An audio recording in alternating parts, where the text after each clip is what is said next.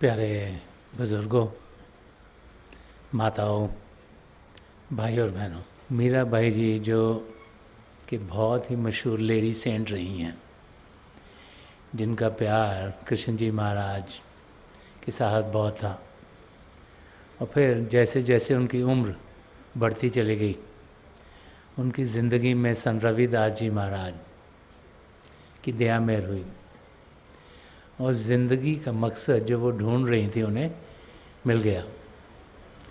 जब हम उनके भजनों को सुनते हैं तो उनमें एक तड़प, एक लगन प्रभु को पाने की होती है। वो शुरू से चाहती थी कि प्रभु से वो एक में हों। वो जानती थी कि ये उनका घर नहीं, असली घर प्रभु की गोद में है, प्रभु के अंग संग होने में है।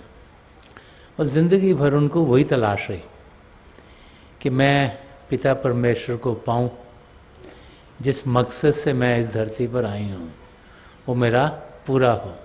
और जब इस भजन को हम समझने की कोशिश करते हैं तो इसके ज़रिए वो समझा रही हैं कि कैसे उनकी लगन जो पिता परमेश्वर को पाने की थी, उसने उनको उस अवस्था तक पहुंचा दिया जिसमें कि प्रभु कि जो जाति रूप हैं, ज्योति और श्रुति, लाइट और साउंड, उसका उन्हें अनुभव हुआ, जिसके ज़रिए वो शरीर से ऊपर उठ पाई और जिसके ज़रिए उनका मिलाप पिता परमेश्वर में हुआ। तो इस भजन में जो रूहानी रास्ता है वो बड़ा खोल खोल के समझाया गया है। हम सब जब इस धरती पर आते हैं तो जैसे जैसे हमारी उम्र बढ़ती है, किसी न किसी स्टेज पर हम ज़रूर ये सोचना शुरू कर देते हैं कि इस धरती पर आने का हमारा मकसद क्या, कि हमें आए क्यों, कहाँ से आए, कहाँ जाना है और हम यहाँ कर क्या रहे हैं।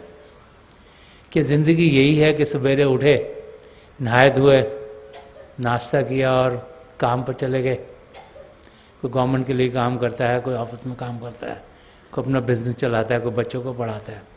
अलग अलग कार्य हम सबके पास हैं और सारा दिन वहाँ मेहनत करते हैं और घर में आते हैं बहुत थके टूटे होते हैं। आजकल का समय कुछ ऐसा हो गया जबकि कम्युनिकेशन बहुत बढ़ गई है, तो इंसान को जहाँ भी वो रहता है, रहते रहते सारी दुनिया की जानकारी है। जितनी ज़्यादा इन्फॉर्मेशन उतना ज़्यादा तनाव, क्योंकि उस इन्फॉर्मेशन को प्रोसेस करने का भी टाइम चाहिए, और फिर उसको डील कैसे करना है वो भी समझना है। और फिर इंसान जो शाम के 3-4 घंटे होते हैं उसमें रिलैक्स करने की कोशिश करता है, कुछ खाता है, कुछ पीता है, फिर शरीर को आराम चाहिए। अगर शरीर को हम 4-5-6 दिन आराम ना दें तो वो फिर काम नहीं करता, तो उसको आराम चाहिए। तो इंसान रात को सोता है और सुबह फिर उसी साइकिल में लग जाता है। तो इंसान सोचना शुरू कर देता है कि क्या ज़िंदगी का मकसद यही है कि मैं इन चीज़ों में लगा रहूं कि कुछ और भी मकसद है। और जब ऐसे सवाल हमारे अंदर उठते हैं तो हम क्या करते हैं, हम अपने धर्म की ओर कदम बढ़ाते हैं, हम उसको समझने की कोशिश करते हैं, हम अपने धर्म की गहराई तक पहुंचने की कोशिश करते हैं। और फिर हर एक धर्म में हम देखते हैं कि संत महात्मा है, संत महापुरुष है, पुरुष हों लेडीज़ हों, जिन्होंने जिंदगी का मकसद क्या है उसे खोल खोल के समझाया और कैसे उस मकसद को हम पूरा कर सकते वो भी समझाया। हर एक संत महापुरुष जब भी इस धरती पर आए हैं हमें यही समझाते चले आए हैं कि प्रभु को पाना ही हमारी ज़िंदगी का ध्येय है। पहले अपने आप को जानना, सेल्फ रियलाइजेशन, फिर प्रभु को पाना, गॉड रियलाइजेशन। और उस और जो इंसान कदम बढ़ाता है उसी की ये ज़िंदगी सही तरीके से पूरी होती है। अगर हमने अपने मकसद को पाया नहीं और दुनिया की चीज़ें जितनी मर्जी हम पाते रहें, हम कभी भी सुखी नहीं हो सकते। तो सुखी कौन है? संत तुलसीदास जी महाराज ने फरमाया कि कोई तो तन मन दुखी, हम देखते हैं दुनिया में किसी को शरीर का रोग लगा है, किसी को इमोशनल प्रॉब्लम्स हैं, किसी को मेंटल प्रॉब्लम्स हैं, तो कोई तो तन मन दुखी, कोई चित्त उदास। किसी का जो कॉन्शियसनेस है उसको समझ में आ रही है कि हम पिता परमेश्वर से दूर हैं, उनकी नज़दीकी चाहिए, उस करके दुख। कि कोई तो तन मन दुखी, कोई चित्त उदास, एक ना एक दुख सबन को। कि धरती पर जो भी है तो कोई ना कोई दुख लगा है, तो सुखी कौन है? फरमाता है सुखी संत का दास। अब संत का दास सुखी क्यों है? संत के दास में क्या वो विशेष चीज है जो वो सुखी हो गया? जब हम किसी महापुरुष के चरण कमलों में जाते हैं तो हमें वो प्रभु को पाने का रास्ता दिखाते हैं। वो हमें अपने से जोड़ने के लिए नहीं आए, वो हमें प्रभु से जोड़ने के लिए आए हैं। आप सब बहुत पढ़े लिखे हो, जब हम केमिस्ट्री पढ़ते हैं इवन हाई स्कूल में, तो कहते हैं कि जब दो चीज़ें मिलती नहीं तो एक कैटलिक एजेंट डाल दो तो मिल जाता है, वो दोनों का मिलाप करा देता है। हम सही रूप में आत्मा है, पिता परमेश्वर ने ये सृष्टि रची, उसी का हम अंश हैं, लेकिन हम एक दूसरे से मिल नहीं रहे क्योंकि मन की दीवार बीच में खड़ी है। तो एक संत महापुरुष अपनी तवज्जो दे के हमें मन को शांत कैसे करना है वो समझाते हैं। पुराने धर्म ग्रंथ भी पढ़े हैं तो बार बार वो समझाते हैं, जब शरीर शांत होगा, मन शांत होगा और इंद्रियां भी अंदर की ओर खींचेंगे, तभी हम असलियत को जान पाएंगे। अभी क्या है, मन इंद्रियों के घाट पर हम जी रहे हैं, उसके जरिए हमारा ध्यान कभी यहाँ जाता है, कभी वहाँ जाता है, कभी वहाँ जाता है। आंखों से इंसान देखता है, कानों से सुनता है, नाक से सूंघता है, ज़बान से चखता है, और स्पर्श की इंद्रियाँ, हजारों सेंसर शरीर में है। और इन पांचों इंद्रियों के जरिए हमारे अंदर इनपुट्स आ रही हैं दुनिया की ओर से, उनको हम प्रोसेस करते हैं और फिर वो उनके हम रिएक्ट करते हैं। जैसे कि कंप्यूटर सिस्टम होता है, उसमें इनपुट और आउटपुट डिवाइसेस होती हैं कि वो चीज़ें जो बाहर से चीज़ें अंदर लेती है और बाहर को करती हैं। और फिर एक सीपीयू होता है, सेंट्रल प्रोसेसिंग यूनिट, जो सब चीज़ों को प्रोसेस करता है कि ये इन्फॉर्मेशन यहाँ से, ये इन्फॉर्मेशन यहाँ से, ये इन्फॉर्मेशन, इसको प्रोसेस करें और फिर वो बताता है कि करना क्या है। अब जब आप सड़क पे जा रहे हैं, आप ड्राइव कर रहे हैं, कार में जा रहे हैं, तो आप तो अपनी लेन में जा रहे हैं ठीक ठाक, लेकिन सामने से एक कार आपकी लेन में ही आ रही है इधर। जैसे ही आप उसको देखते हो तो आंखें देखती हैं तो क्या कहती हैं, रेटिना पर सिग्नल भेजती हैं और वो ब्रेन को सिग्नल भेजता है कि वो सामने कार आ रही है, करो कुछ, नहीं करोगे तो टक्कर हो जाएगी। ब्रेन जो सीपीयू है वो उसको प्रोसेस करता है, क्या करता है, जो ड्राइवर है उसके हाथ को कहता है अभी स्टीयरिंग व्हील घुमाओ। बोलने की जरूरत नहीं, एक्शन अपने आप होते हैं और हम अपने आप स्टीयरिंग इधर करेंगे उधर करेंगे ताकि आने वाली कार से हम साइड पे हो जाएं। तो ये जो इंद्रियां हैं, इनके जरिए हमारे अंदर इनपुट्स आती हैं और क्योंकि ये इनपुट सब माया की दुनिया की हैं, इस बाहर की दुनिया की हैं।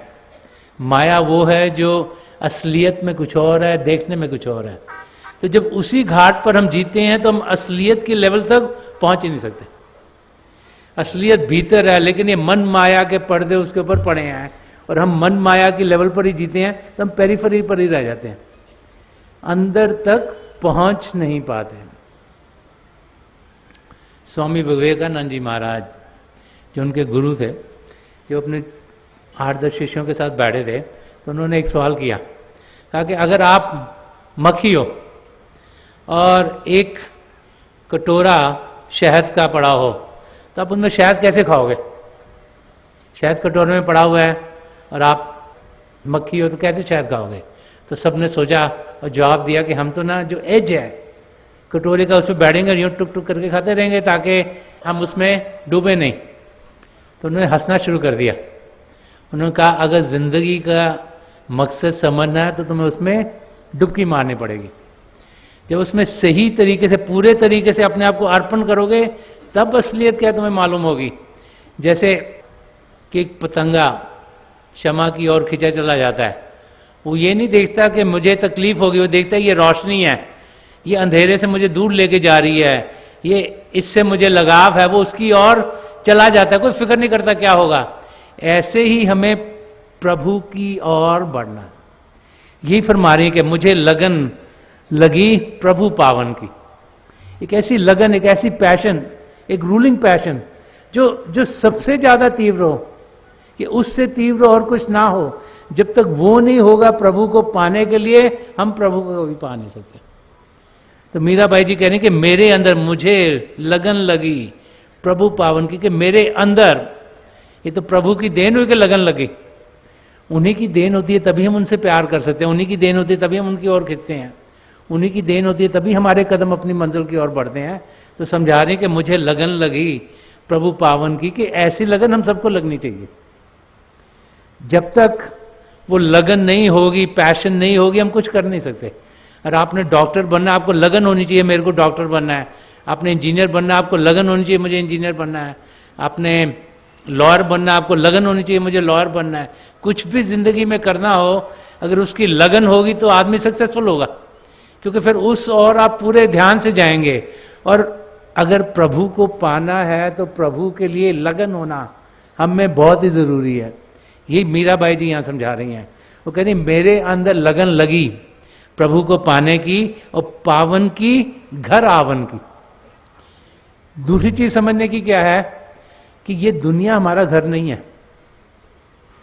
हम सोचते हैं कि ये हमारा घर है और इसी दुनिया में सब कुछ ढूंढने की कोशिश करते हैं, क्योंकि जैसे हम पढ़ते लिखते हैं हमें यही समझाया जाता है इस दुनिया के बारे में, सृष्टि कैसी रची गई, कैसे सूर्य क्या करता है, चंद्रमा क्या करता है, बाकी प्लैनेट्स क्या करते हैं, इस धरती पर हम जीते हैं, हिस्ट्री क्या है, ज्योग्राफी क्या है। तो इस पूरी रचना की हमें जानकारी मिलती है। फिजिक्स भी पढ़े हैं, केमिस्ट्री भी पढ़े हैं, तो क्या क्या यहाँ पर चीज़ें हैं, लॉज हैं नेचर के, वो हम समझने की कोशिश करते हैं पढ़ाई लिखाई के जरिए। तो वो क्योंकि हमारा पूरा ज्ञान इस दुनिया की ओर होता है, हम सोचते हैं कि पिता परमेश्वर को भी दुनिया के जरिए पा सकते हैं। तो हम इस दुनिया में प्रभु को खोजने की कोशिश करते हैं। कोई यहाँ जाता है प्रभु को खोजने के लिए, कोई वहाँ जाता है, कोई कहता है यार यहाँ जाना बड़ा मुश्किल से, यहाँ जाए तो ये बहुत अच्छा होगा। गुरु अर्जुन देव जी महाराज फरमाते हैं, कहते हैं सब कुछ घर में बाहर ना ही, बाहर टोले सो भरम। वो कहते हैं कि सब कुछ जो हमने पाना हमारे अंदर है। पिता परमेश्वर हम सबके भीतर बसे हुए हैं, हमसे दूर नहीं, हमसे अलग नहीं, उन्हीं का तो अंश हम है। हमारा असली रूप शारीरिक नहीं आत्मिक है। वो आत्मा, वो परमात्मा का अंश है। और जो लोग बाहर की दुनिया में प्रभु को ढूंढने की कोशिश करते हैं वो भ्रम में ही पड़े रहेंगे कि सब कुछ घर में बाहर ना ही, बाहर कुछ भी नहीं। एक वाकई एक इंसान की जिंदगी का, उसकी चाबी गुम गई घर की, तो चाबी गुम गई तो घर के बाहर उसको ढूंढ रहा था। तो जब वो चाबी ढूंढ रहा है, एक ढूंढ रहा है, तो उसके नेबरहुड में से कोई और पास के, उसने क्या क्या करो, कह रहे मेरी चाबी गुम गई मैं ढूंढ रहा हूँ। तो एक और आ गया, उसने ढूंढना शुरू किया। ऐसे 10, 12, 15 लोग इकट्ठे हो गए और वो चाबी ढूंढे, कोई ग्रास में ढूंढ रहा है, कोई यहाँ ढूंढ रहा है, कोई यहाँ ढूंढ रहा है। फिर एक और वहाँ से गुजरा, तो उन्होंने पूछा तुम सब क्या कर रहे हो यहाँ पर? उन्होंने कहा कि इसकी चाबी गुम गई है। तो उसने उसको पूछा कि तुमने चाबी कहाँ देखी थी? उन्होंने कहा घर के अंदर देखी थी। तो पूछा बाहर क्यों ढूंढ रहे हो, अंधेरा हो गया, अंदर कैसे ढूंढूं मैं? हम लोग सोचते हैं कि बाहर की दुनिया में सब कुछ मिलेगा, ये भूल जाते हैं कि अंदर में सब कुछ, क्योंकि अंदर की दुनिया में जाने का हमें रास्ता मालूम नहीं। कोई तो हमें को केजी फर्स्ट सेकंड थर्ड में पढ़ाता नहीं कि अंदर की दुनिया में कैसे जाएं। वो तो यही पढ़ाते हैं ये लैंग्वेज सीख लो, ये मैथमेटिक्स सीख लो, कुछ और सीख लो, और बाहर की चीज़ें पढ़ाते हैं। तो हमें ज्ञान नहीं है कि हम प्रभु को पाने के लिए किस ओर बढ़े। इस शब्द के जरिए मीराबाई ने बड़े प्यार से समझाया कि हमें करना क्या है। क्यों फरमा रही है पावन की घर आवन की, कि ये रियलाइजेशन करना कि ये हमारा असली घर नहीं है बहुत जरूरी है। अगर इसी को हम असली दुनिया समझें, इसी को समझें ये सब कुछ है, फिर तो यहीं सब कुछ करते रहेंगे। ये जानना कि हम कहीं और से आए हैं, हमारी आत्मा यहाँ ये पिंड के देश की नहीं लेकिन सचखंड के देश की है, जहाँ सच्चाई सच्चाई है, चेतनता ही चेतनता है, जहाँ माया की कोई मिलावट नहीं।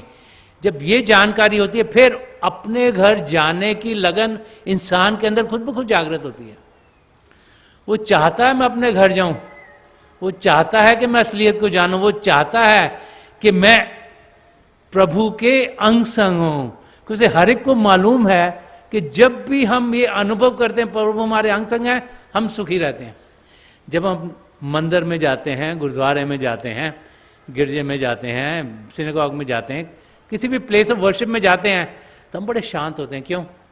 हमें लगता है कि प्रभु यहाँ पर है, कोई फिक्र फाके की जरूरत ही नहीं है। और अगर हमें ये अनुभव हो जाए कि पिता परमेश्वर हमारे अंग संग हर समय है, तो फिर इंसान बड़े आराम से जिंदगी गुजारता है।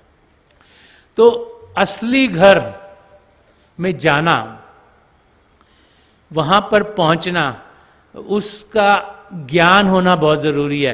तो इन 2 लाइनों में ही वो मीराबाई जी समझाने, एक तो समझाए मुझे लगन लगी प्रभु पाने की, प्रभु को पाने की मेरे अंदर लगन लगी, और फिर प्रभु को पाने के लिए मुझे समझ में आया कि मैंने अपने असली घर में जाना है, कि घर आवन की, मैं अपने घर से दूर हूं, मैंने वापस अपने घर जाना है। जैसे लोग माइग्रेट नहीं कर जाते एक कंट्री से दूसरी कंट्री में, अब जब नई कंट्री में जाते हो तो रीति रिवाज सब अलग अलग हैं, सब चीज़ें अलग हैं। आप वहाँ पे सीखते हो, जैसे यहाँ से अमेरिका में माइग्रेट करके इंग्लिश भी सीखो, वहाँ के तौर तरीके भी सीखो, सब चीज़ें सीखो। तो जब कोई आपको अपने देश का मिलता है, कितनी खुशी होती है, इंसान सोचता है ये तो मेरे देश का है। और वहाँ पर आस्ते आस्ते क्या होता है, वहाँ पर आपके बच्चे हुए, उनकी शादी वहाँ पर होगी, उनके और बच्चे, उनके और बच्चे हुए, वो वहाँ पे आदमी फंस जाता है, अपने घर के बारे में भूल भी जाते हैं। यही हम सबके साथ हो रहा है। लेकिन जब हमारे अंदर वो जागृति होती है कि हमने अपने असली घर जाना है, तो फिर एक पैशन इंसान के अंदर इतनी बढ़ जाती है कि वो फिर कदम उठाने की कोशिश करता है अपने घर जाने के लिए। ये यहाँ मीराबाई जी फरमा रही हैं। और उसमें करना क्या है, बड़ा इंटरेस्टिंग है। नेक्स्ट वर्स में बोल रही है, छोड़ काज और लाज जगत की। हम लोग तो यही करते हैं ना, वो क्या सोचेगा मैंने क्या करा, वो क्या सोचेगा मैंने क्या करा, मैं तो ऐसे नहीं हूं जैसे सब रहते हैं। वो कहते हैं जो पैथ अनट्रॉडन है वही मुश्किल होता है। जैसे सारी दुनिया चले वैसे तो चलना बहुत आसान है, क्योंकि हर एक इंसान जैसे कर रहा आप भी करो वैसे भी ठीक है, वो भी भ्रम में फंसे हो, आप भी भ्रम में फंसे हो, सब ठीक रहता है। लेकिन जो पैथ है जिस पे कोई कोई चलता है, उस पे चलना इंसान को बड़ा मुश्किल लगता है ये तो बड़ा मुश्किल पाथ है, इसको छोड़ो जी, ये आसान है। कहनी छोड़ काज के, दुनिया के कामों को मैंने छोड़ा। नहीं तो हम तो सोचते हैं ना, काम सवेरे उठते तो कितनी लिस्ट लंबी हमारी होती है, ये भी करना है, ये भी करना है, ये भी करना है, बच्चों को डॉक्टर पास लेके जाना है, काम इस प्रोजेक्ट पे काम करना है, वो क्रिकेट मैच आ रहा है वो भी देखना है, ये नई मूवी लगी इसको भी जाना है। 15,000 चीज़ें हमारी लिस्ट में होती है जो हमें लगती है करनी है, जो लगता है कि बहुत ज़रूरी हैं। तो वो समझा रही हैं कि छोड़ काज और लाज जगत की। ये जो इस दुनिया में हमने सोचा है कि ये करेंगे नहीं तो पता नहीं हमारे लिए क्या खराब हो जाएगा, कि जो शेमफुलनेस इंसान के अंदर आती है कि ओहो मैं तो ये कर नहीं सका जो सब एक्सपेक्ट कर रहे थे। तो कह रहे थे कि छोड़ काज और लाज जगत की, निस्दिन ज्ञान लगावन में। कह रहे सारा समय जिसे परा विद्या करते हैं, जो दूसरी दुनिया का ज्ञान है, जो रूहानी ज्ञान है, वो मैं ध्यान उस ओर लगाऊं तभी मैं अपने आप को अपनी मंजिल तक पहुंचा पाऊंगी। ये जिसे परा विद्या कहा गया है, जो अंदर की दुनिया में जाने का ज्ञान है, जो रूह के उड़ान का ज्ञान है, जो रूह को अंदर की मंडल में ले जाने का ज्ञान हो, करें वो ज्ञान की और जब मैं पूरा ध्यान लगाऊंगी तभी मैं अपनी मंजिल की ओर पहुंचूंगी। अगर मेरा सारा ध्यान बाहर के कामों में और दुनिया की लाज को बचाते बचाते गुजर गया सवेर से रात तक, तो फिर टाइम कहाँ है प्रभु को पाने का। कह रही इन चीज़ों को छोड़ो, इनका कोई फायदा नहीं, रास्ता वो अपनाओ जो आपको प्रभु की नज़दीकी देगा। रास्ता वो अपनाओ जिसके ज़रिए आप जिंदगी का जो मकसद है उसे पूरा कर पाएंगे।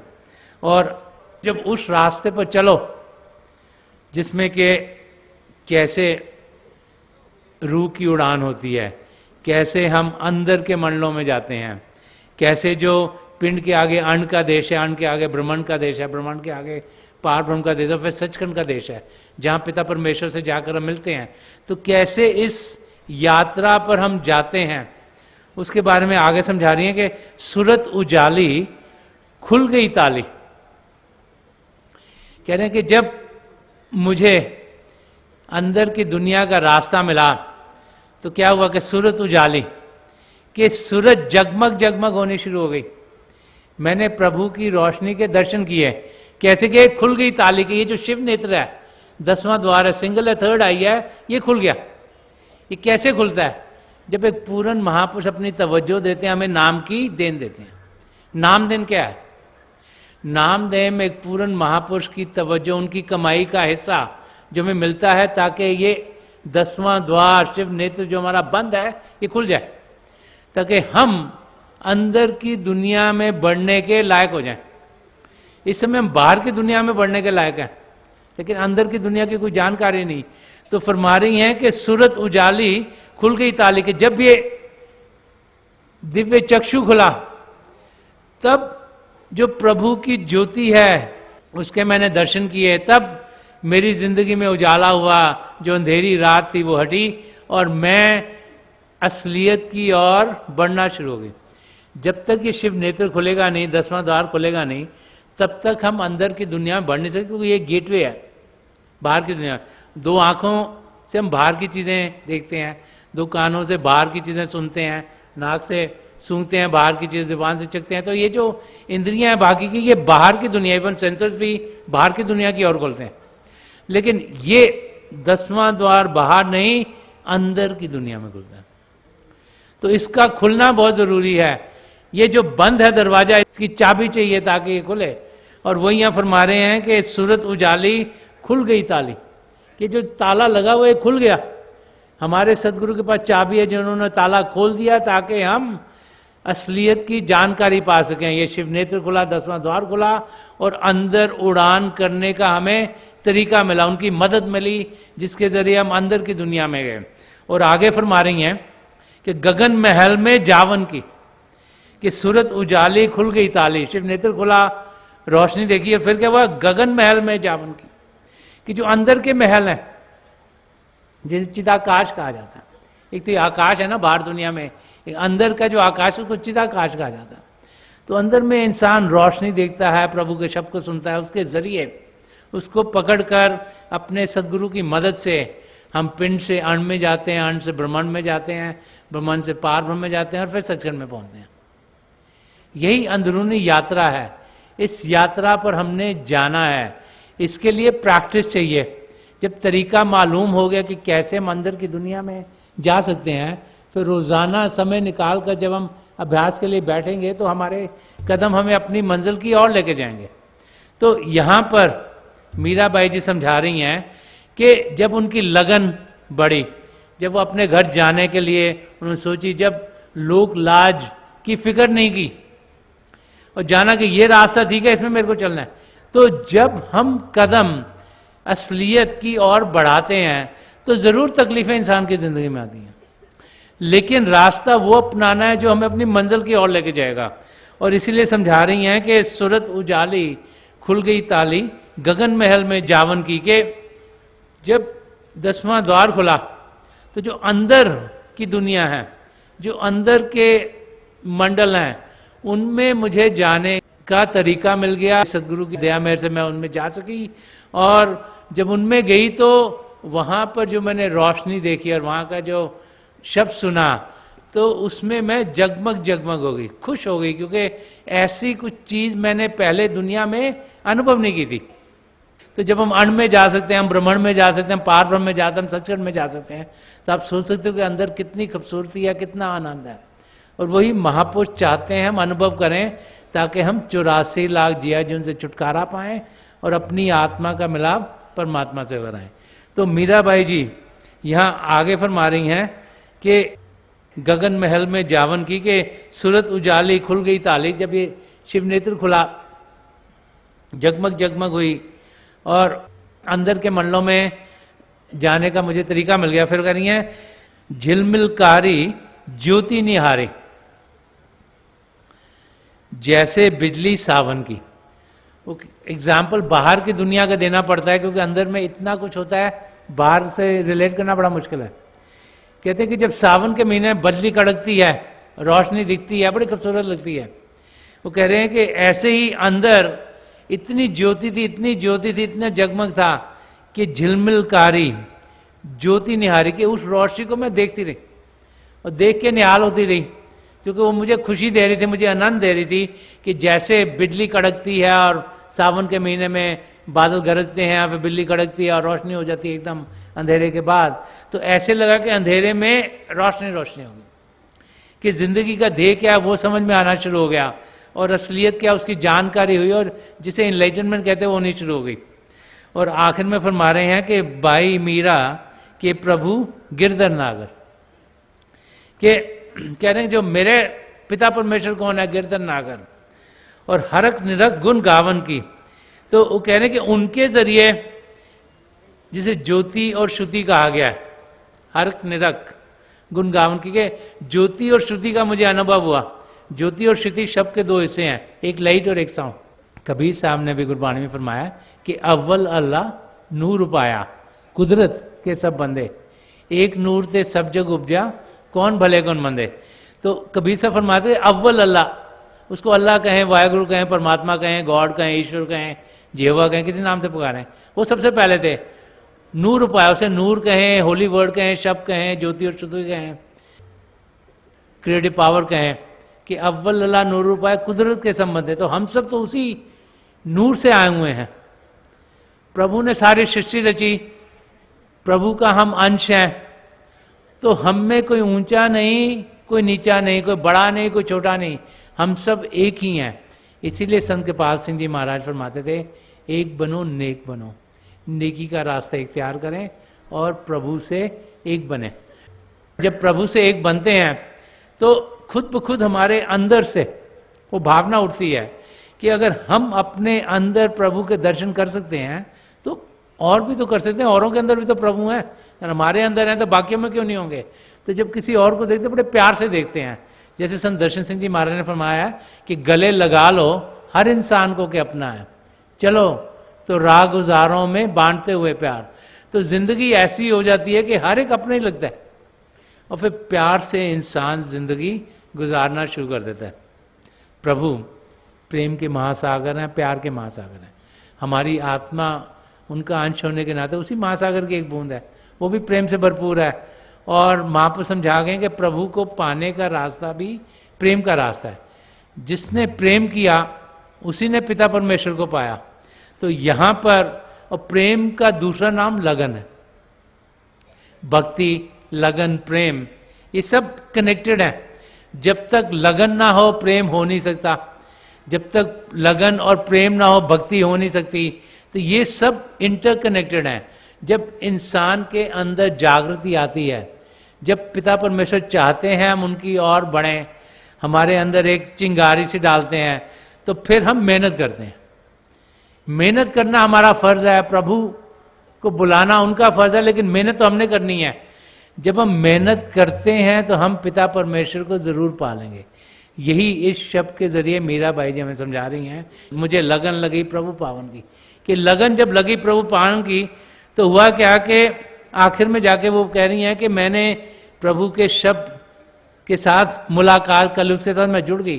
प्रभु की ज्योति के भी दर्शन है, प्रभु की श्रुति को भी मैंने सुना, light and sound of God को मैंने सुना, मैंने उसको देखा, और उसके जरिए मेरी रूह सिमटती चली गई और अंदर के मंडलों में उड़ान करती चली गई, ताकि मैं पिंड से अंड, अंड से ब्रह्मांड, ब्रह्मांड से पार ब्रह्म, उसको पार करती सचखंड में पहुंची और मेरी आत्मा का मिलाप परमात्मा में हुआ। हम सब भी पिता परमेश्वर को पा सकते हैं।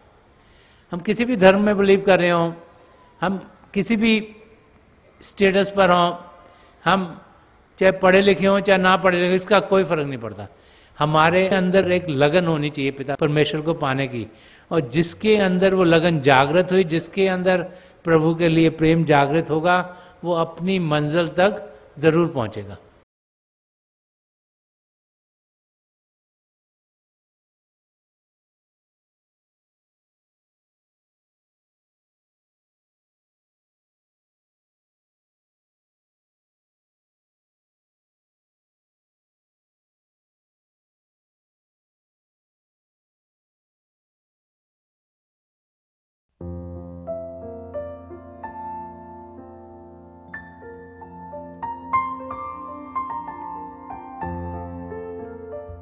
तो थोड़ी देर के लिए हम सब अभ्यास के लिए बैठ जाएं।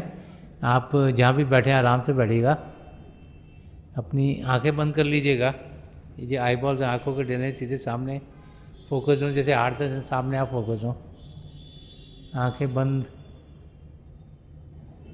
करते ही वो भाई बहन जिन्हें नाम की देन मिली आप सिमरन कीजिएगा, और जो भाई बहन यहाँ नए हैं आप पिता परमेश्वर के किसी भी जाति नाम का जाप कीजिएगा। जाप मन ही मन करना, ऊंचा नहीं दौड़ाना। मेरी